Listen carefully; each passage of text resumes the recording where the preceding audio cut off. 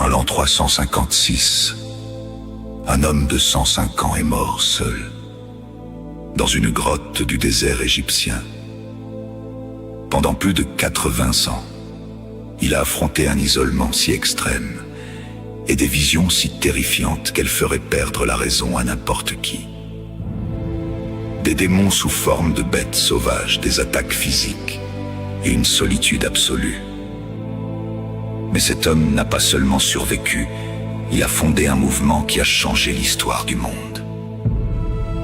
Voici l'incroyable parcours de Saint Antoine, le grand, le jeune millionnaire qui a tout abandonné pour affronter ses plus grands démons et a fini par conquérir l'éternité.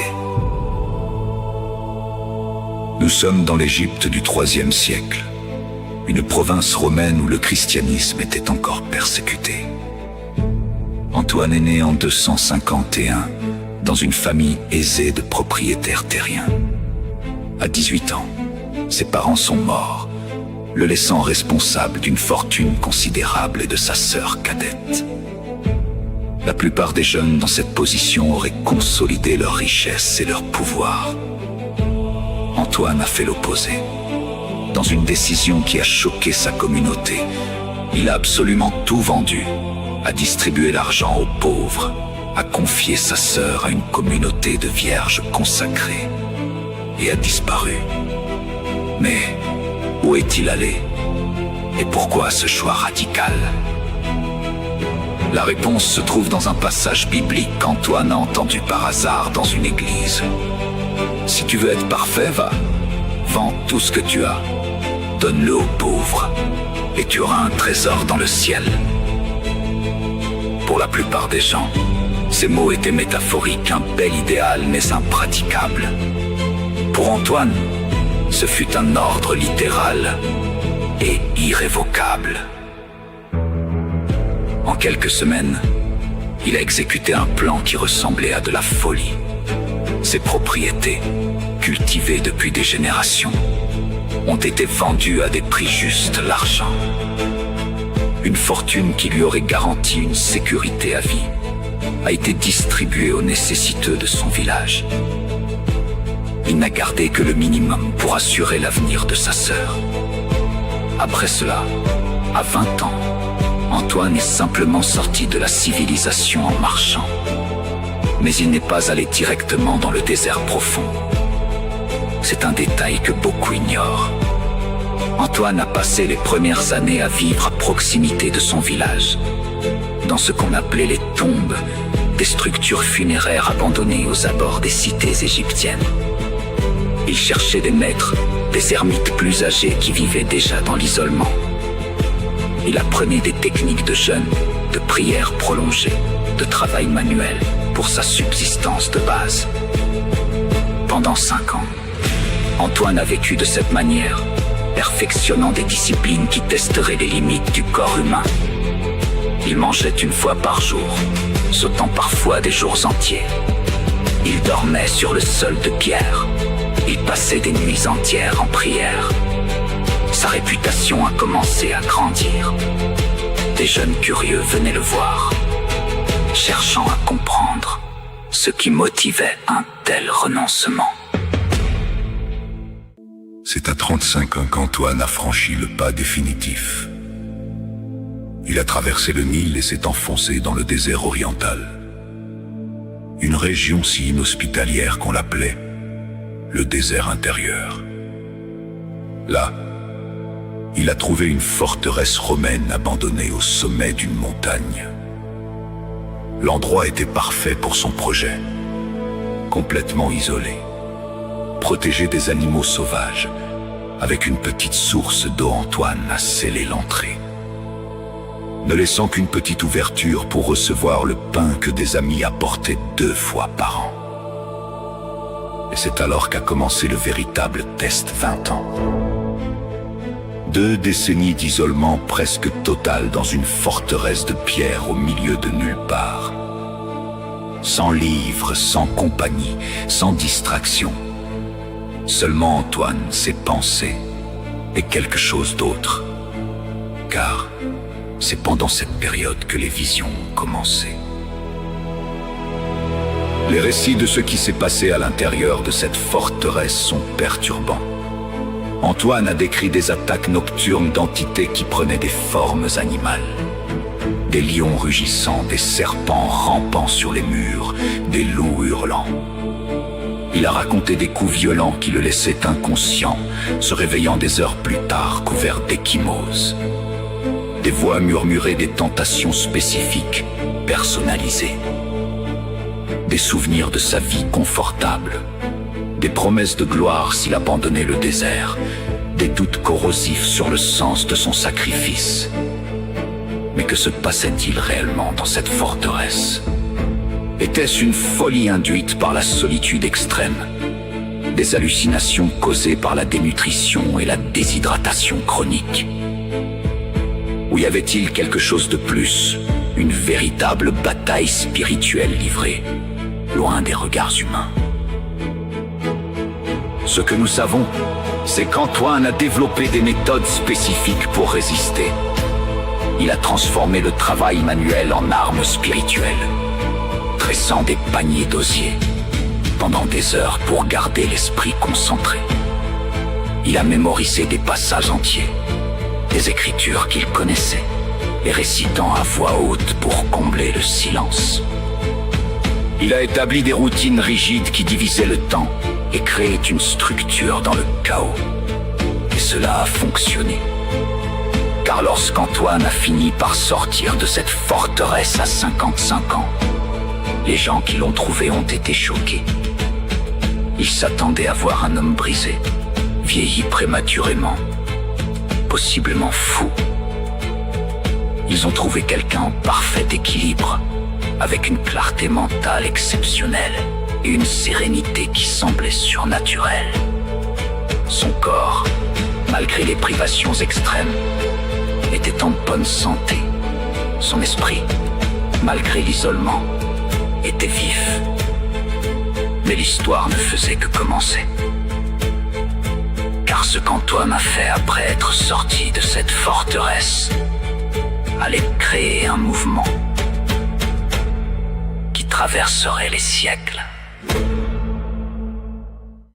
La nouvelle qu'Antoine était sorti de la forteresse s'est répandue rapidement. Les gens ont commencé à arriver. D'abord quelques curieux, puis des dizaines, et finalement des centaines. Ils venaient avec des questions, cherchant la guérison de maladies, demandant des conseils spirituels. Mais surtout, ils voulaient savoir comment avait-il survécu? Qu'avait-il appris dans ce désert? Antoine ne voulait pas être un chef. C'est une ironie cruciale de son histoire. Il s'était enfui dans le désert précisément pour échapper aux gens, à la société, aux obligations sociales. Mais sa propre fuite l'a transformé en aimant. Plus il cherchait la solitude, plus les gens le cherchaient. Et voici le détail qui a tout changé. Antoine n'a pas chassé ces gens. Il aurait pu. Au lieu de cela, il a fait quelque chose d'inattendu. Il a commencé à enseigner. Il a établi un système. Ceux qui venaient le chercher devaient construire leurs propres cellules dans le désert, à une distance qui permettait l'isolement, mais rendait possible des réunions occasionnelles. Chaque personne était responsable de sa propre subsistance par le travail manuel. Ils se retrouvaient les samedis et dimanches pour la prière communautaire et l'instruction. Le reste du temps, solitude absolue. C'est là qu'est né le monachisme chrétien. Non pas dans des monastères organisés avec des règles écrites, mais dans un réseau organique d'ermites dans le désert égyptien, unis par des disciplines communes et par la figure magnétique d'Antoine. La croissance fut explosive. En quelques années, il y avait des milliers de personnes vivant de cette manière. Le désert égyptien, autrefois vide, est devenu peuplé de communautés de chercheurs spirituels. Antoine développait des méthodes pratiques. Il enseignait que le travail manuel n'était pas seulement pour la subsistance, mais un outil spirituel. La monotonie de tresser des paniers ou de tisser des cordes occupait les mains et calmait l'esprit turbulent. Il a établi qu'un jeûne extrême sans discernement était de l'orgueil déguisé. Mieux valait manger modérément tous les jours que de jeûner, jusqu'à l'épuisement pour impressionner les autres. Ses instructions sur le combat spirituel étaient spécifiques et pratiques. Quand des pensées obsédantes attaquaient, il ne fallait pas lutter directement contre elles, mais rediriger l'attention vers le travail physique ou la prière répétitive. Quand la tentation de tout abandonner surgissait, il ne fallait pas prendre de décision immédiate, mais attendre jusqu'au lendemain matin. Quand la mélancolie pesait, il fallait chercher un frère pour discuter, car l'isolement total menait à la folie. Mais tout n'était pas harmonie. Le mouvement attirait aussi les déséquilibrés, ceux qui confondaient privation extrême et sainteté. Il y eut des cas de personnes mortes d'un jeûne excessif. D'autres ont développé des troubles mentaux graves à cause d'une solitude mal gérée. Antoine a dû intervenir à plusieurs reprises.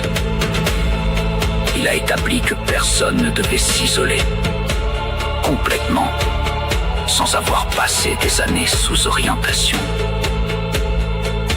Que les signes de déséquilibre mental exigeaient un retour à la vie communautaire normale. Antoine a également dû faire face à la résistance des autorités ecclésiastiques traditionnelles. Les évêques dans les villes voyaient ce mouvement avec méfiance. Antoine n'était pas prêtre, n'avait pas d'éducation théologique formelle. Comment pouvait-il orienter spirituellement des milliers de personnes? La tension a atteint son paroxysme lors de la grande persécution sous l'empereur Maximin. C'était en 311, et des chrétiens étaient arrêtés et exécutés. Beaucoup s'attendaient à ce qu'Antoine et ses disciples restent cachés. Il a fait le contraire. À 60 ans, Antoine s'est rendu à pied jusqu'à Alexandrie, la grande ville, et a rendu visite aux chrétiens emprisonnés, les réconfortant publiquement, défiant les autorités de l'arrêter lui aussi. Mais ils ne l'ont pas arrêté. Sa réputation était déjà si grande que même les autorités romaines hésitaient à le toucher. Cet épisode a solidifié sa position. Il n'était pas seulement un ermite excentrique. C'était un chef qui alliait renoncement radical et courage pratique.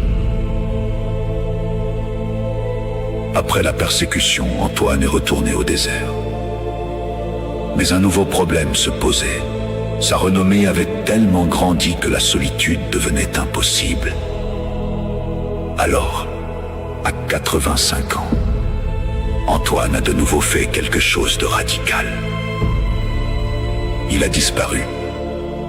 Une nuit, sans prévenir personne, il a marché vers le désert intérieur, vers une région encore plus reculée.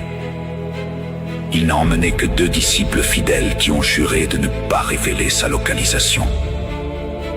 Là, il a trouvé une montagne avec une petite source, a planté un minuscule potager, y a établi sa dernière demeure. Cette montagne, qui allait être connue sous le nom de Mont Colzim, allait devenir son foyer pour les 20 dernières années de sa vie. Mais même là, loin de tout, son influence continuerait de croître. Car il y avait un homme déterminé à documenter son histoire. Et ce registre allait tout changer.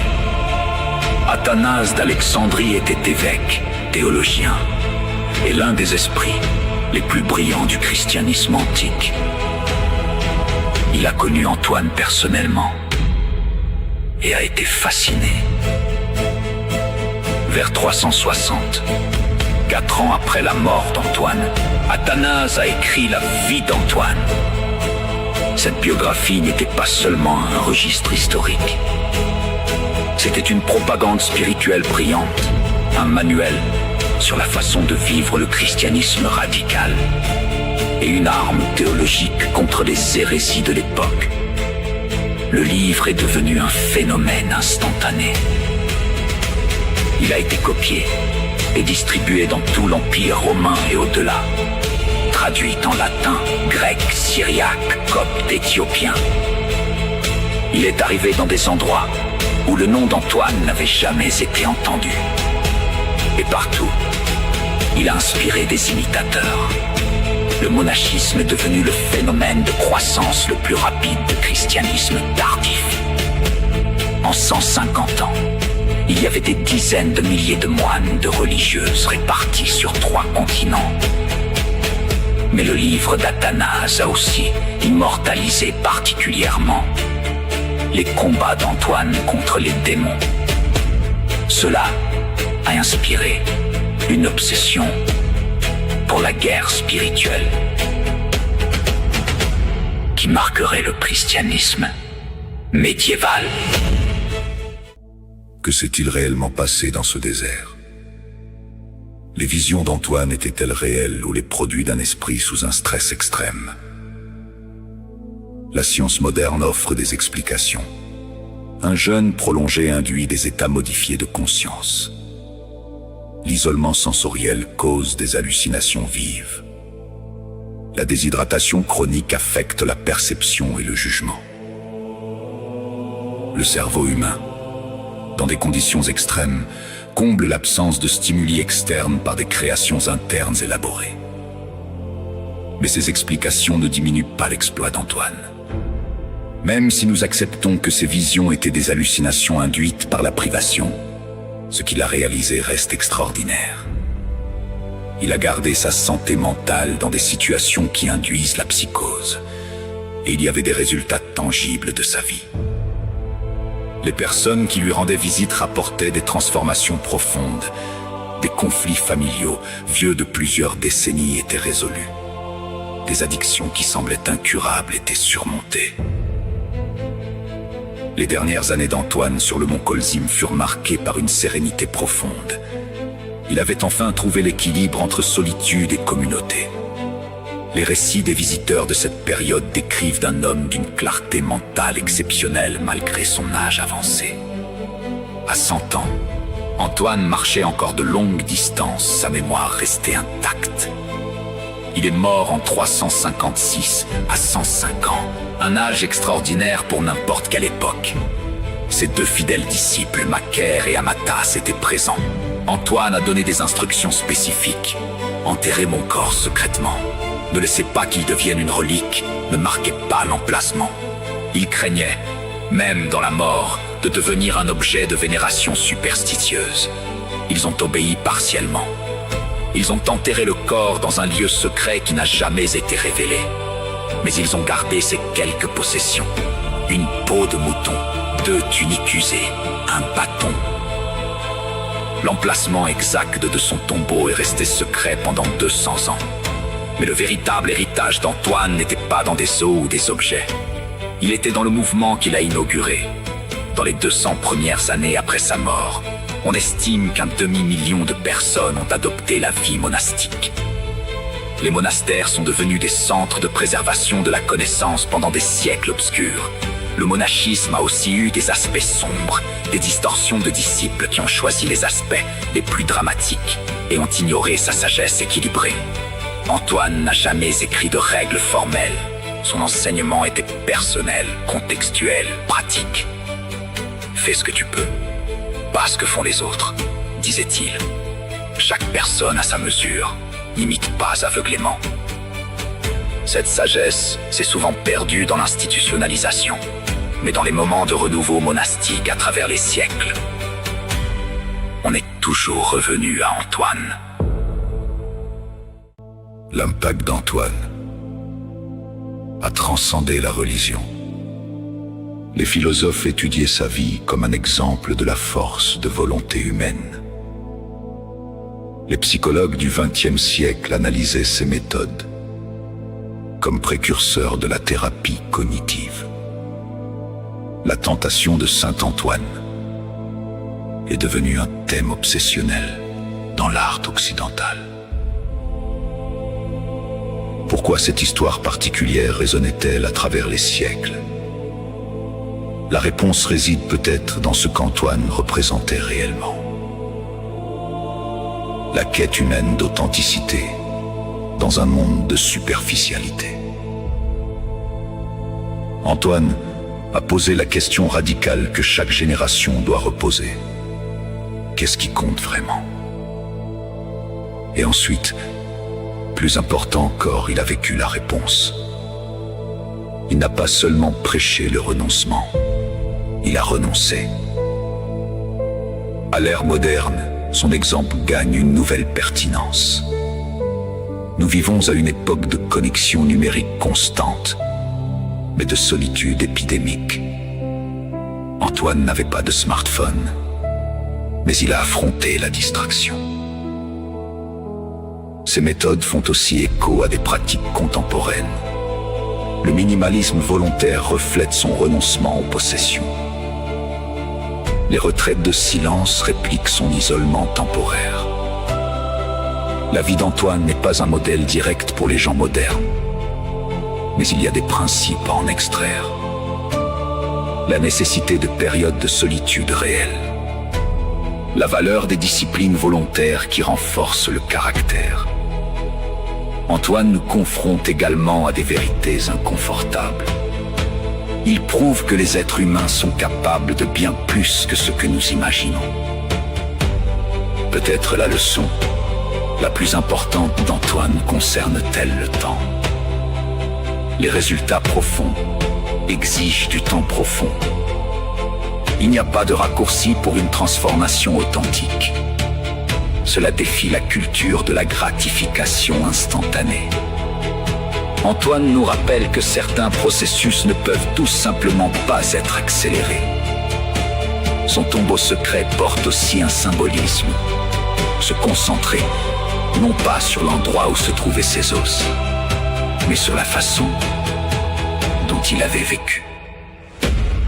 Ô Seigneur, à l'image de Saint Antoine qui a abandonné confort et sécurité pour te chercher dans le silence du désert, accorde-nous le courage de renoncer à ce qui nous a servi et nous éloigne de toi. Puissions-nous trouver au milieu du bruit de nos jours des moments de solitude véritable, où ta voix puisse être entendue clairement. Fortifie-nous dans les batailles intérieures contre les tentations qui nous détournent du chemin. Comme tu as fortifié Antoine dans les ténèbres de la forteresse, enseigne-nous que la privation volontaire n'est pas un châtiment, mais une libération, que la discipline n'est pas un fardeau, mais des ailes, que le renoncement n'est pas une perte, mais un gain éternel. Que son exemple nous inspire non pas à fuir nos responsabilités, mais à les accomplir avec un but renouvelé, enraciné, non dans la recherche d'un confort passager, mais dans un désir ardent de transformation authentique. Puissions-nous, comme lui, vivre avec une intégrité absolue entre ce que nous professons et ce que nous pratiquons, sachant que ta grâce suffit et que ta force s'accomplit dans notre faiblesse. Par le Christ, notre Seigneur. Amen. L'histoire de Saint Antoine nous confronte à une vérité inconfortable.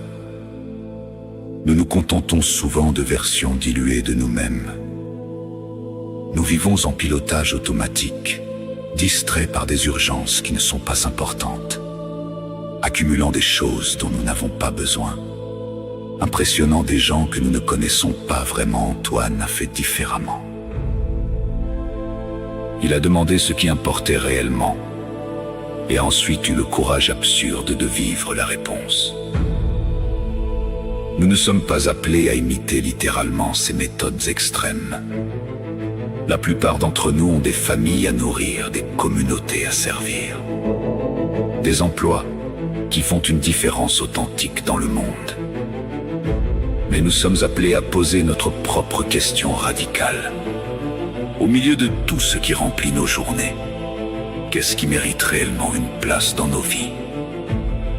Et ayant identifié cela, quel courage avons-nous pour éliminer le reste?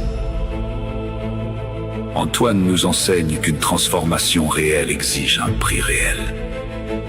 Il n'existe pas de version d'une croissance profonde qui soit pratique, confortable ou rapide. Cela exige d'affronter des parties de nous-mêmes que nous préférons ignorer. Cela exige d'abandonner des choses que nous aimons, mais qui nous empêchent de devenir qui nous pouvons être. Cela exige de la patience pour des processus qui prennent des années, des décennies, toute une vie. Mais il nous enseigne aussi que ce prix en vaut la peine, qu'il y a une sérénité de l'autre côté de la lutte, qu'il y a une liberté au-delà du renoncement, qu'il y a une vie abondante quand nous cessons d'accumuler et que nous commençons à être. Son voyage de 105 ans, qui a commencé avec un jeune homme fatigué de vivre pour les apparences, et s'est terminé avec un vieillard en paix, avec lui-même et avec Dieu, est le témoignage que l'authenticité, bien que coûteuse, est le seul chemin vers une plénitude véritable.